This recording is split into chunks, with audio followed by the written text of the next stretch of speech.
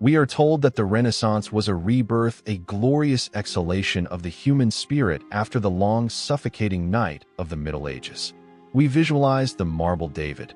We see the golden light of the Tuscan sun hitting the Duomo. But every birth is a trauma. For every fresco painted in light, a shadow is cast in blood.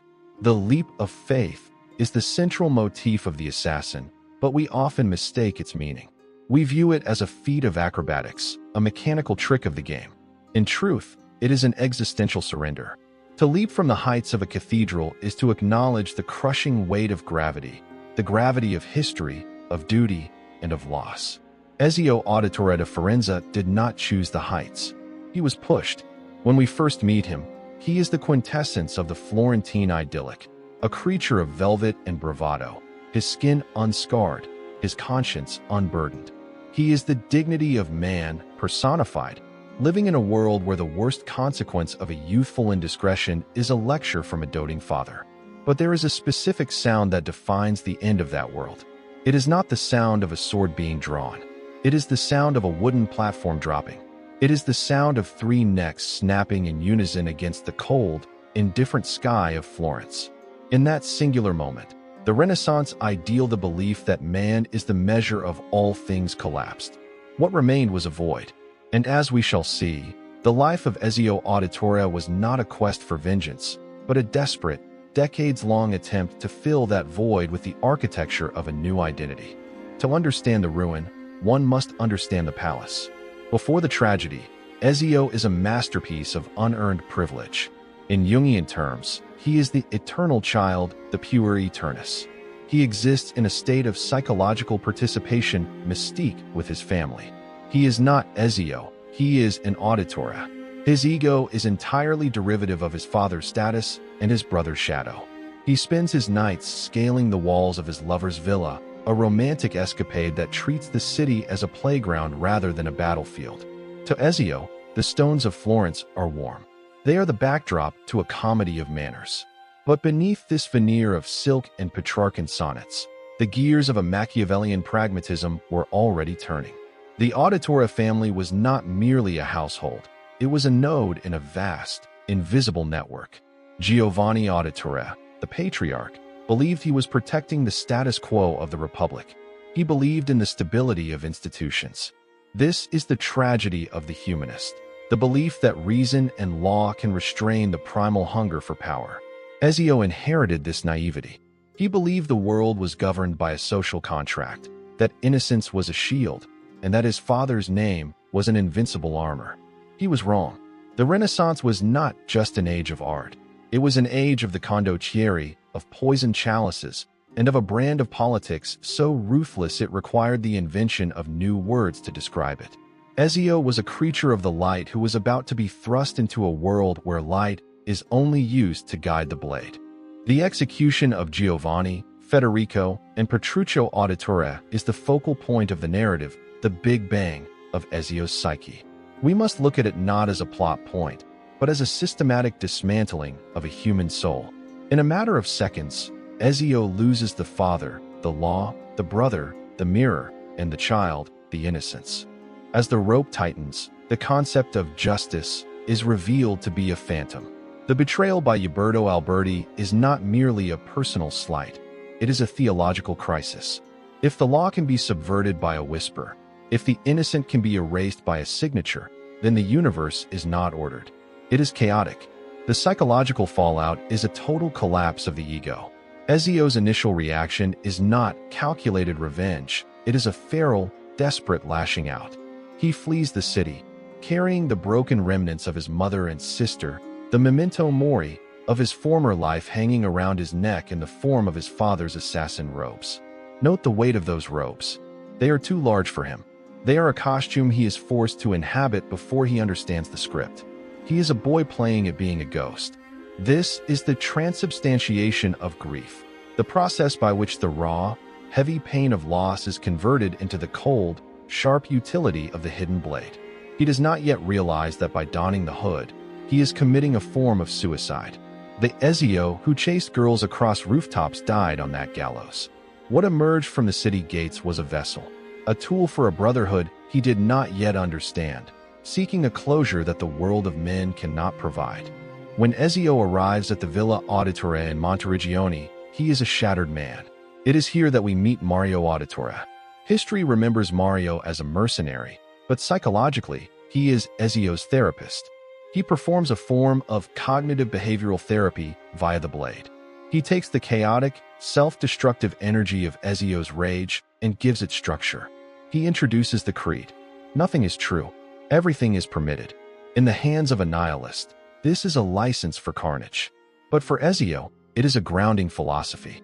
If nothing is true, then the lies of his enemies, their claims to divine right, their titles, their false laws have no power over him. If everything is permitted, then he has the agency to reconstruct himself from the ruins. The training is not just physical. It is the transmutation of the shadow. Ezio learns to navigate the darkness without becoming it. He learns the art of the kill, which in this context is a ritualistic reclamation of power. Each target he eliminates is a horcrux of his own trauma, a piece of the conspiracy that destroyed his life. However, we see a shift in his character during the confession scenes.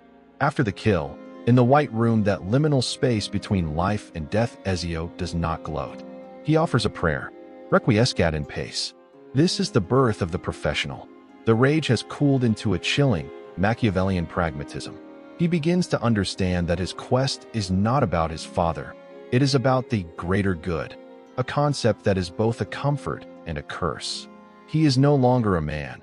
He is becoming an idea. To understand the assassin, you must look into the eyes of his shadow, Rodrigo Borgia. If the Renaissance was the dignity of man, Borgia was its depravity. He wasn't a villain from a fairy tale. He was the personification of the rot that makes the assassin a necessity. As the Spaniard, he represented the ultimate subversion of the sacred. When Borgia ascended to the papacy as Alexander VI, the trap was sprung. The ultimate enemy wasn't a man in a dark alley, it was the man who held the keys to heaven itself. This is where Ezio's journey shifts from a vendetta to an existential crisis. How do you strike at a man when he is draped in the infallible robes of God? The conflict ceases to be about gold or land. It becomes a war between humanism and dogma. Ezio's path through Forli, Venice, and Rome is a tour of a dying world. He sees the plague, the vanity bonfires, and the cold cruelty of merchant kings. He realizes a terrifying truth. The Templars and the assassins are two sides of the same coin. They are both desperate answers to the same question. How do we stop humanity from destroying itself? The Templars offer control. The assassins offer freedom. Ezio, caught in the gears of this machine, becomes the prophet, not because he has holy visions, but because he is the only one who can see the cycle for what it truly is, a wheel of blood that has been turning since the dawn of time. We reach the climax of Assassin's Creed 2, and it is here that the game commits its most radical subversion. Ezio has spent decades hunting this man. He has crossed the length of Italy. He has seen friends die and cities burn. He has Rodrigo Borgia at the point of his blade, the man responsible for the architecture of loss that defined Ezio's life. And he lets him live. "Killing you won't bring my family back," he says, in the language of the typical revenge story. This is a betrayal of the audience's bloodlust. But in the language of psychological depth, it is the moment Ezio finally breaks free. He refuses to be the final gear in the machine of violence. Ezio enters the vault, not as a conqueror, but as a witness. He encounters Minerva, a being who transcends his understanding of time and divinity. He realizes that he is not the protagonist of his own life.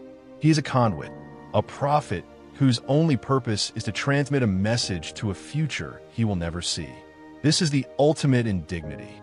To realize that your suffering, your loss, and your decades of struggle were merely a delivery system for a voice from the stars. The great man is revealed to be a footnote in a much larger, much older story. The silence that follows this revelation is the most profound moment in the series. Ezio stands in the center of the vault, the weight of the universe on his shoulders, and for the first time, he has nothing to say. The architecture of his identity has been dismantled, and in its place is a terrifying, infinite horizon. Ezio Auditore did not find peace in the kill. He found it in the acceptance of his own obsolescence. He is the great man of the Renaissance, not because he conquered, but because he endured.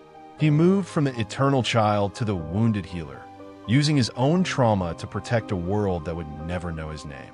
The legacy of Ezio is the legacy of the Renaissance itself, a realization that we are flawed, that our institutions are fragile, but that the act of choosing, the permitted act of being free, is the only thing that gives the architecture of our lives any meaning. He began his journey on a gallows in Florence, surrounded by the smell of cold stone and the screams of the dying. He ended it as a man who had looked into the eyes of gods and chose to remain human.